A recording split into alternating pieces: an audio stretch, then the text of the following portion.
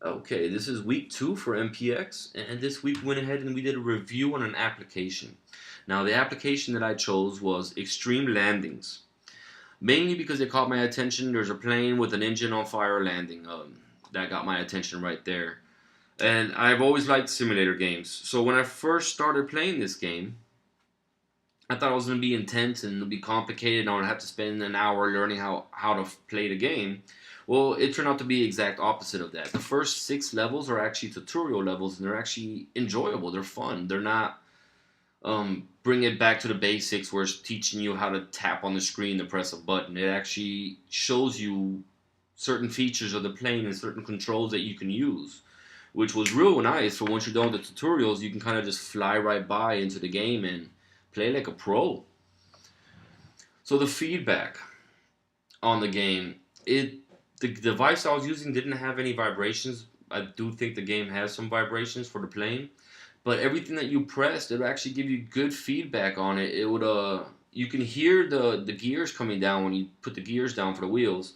You can hear the flaps, you can hear the engines on it. So every time you hit a switch or you hit a throttle or anything, you can actually hear some kind of feedback from the plane changing in one way or another. Other good feedbacks is if you're about to stall, it has alarms on there as well, so it'll give you an alarm that you're about to stall, going too fast or anything like that. It kind of gives you feedback.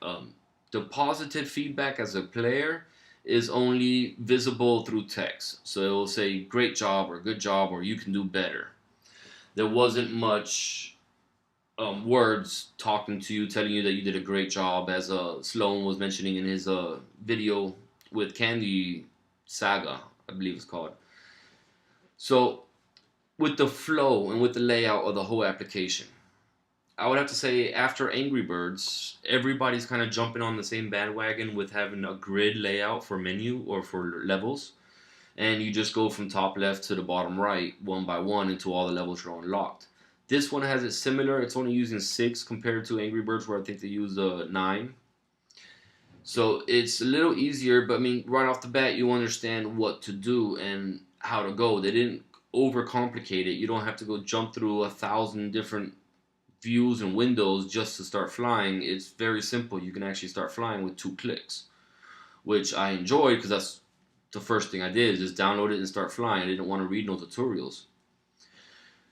So the game has a nice flow to it. It isn't overcomplicated. The one thing that I would have to say that got me, well, I would have to say it got me a little bored and frustrated at the same time, is it only has 6 tutorials, and then once you're done with the tutorials, it has 6 levels that it presents you with. Now the levels are a little harder than I would like, for example. But once you pass, I mean, if you pass those 6 levels, you have to pay for the next set of levels. It should give you more than 6 to get the user addicted to the game, so that way they continue to spend money. I've already done the 6 and I'm not that addicted to the game, so I'll just download another free simulator and play that versus purchasing a whole new set of levels for $2 to $5. Well, that wraps up my review for Extreme Landings. The game is great, the game is fun, it's entertaining. You get a total of 12 levels to play right off the bat. 6 of them are tutorials and 6 of them are actual levels. Well, that concludes my week 2, and I'll see you guys all next week.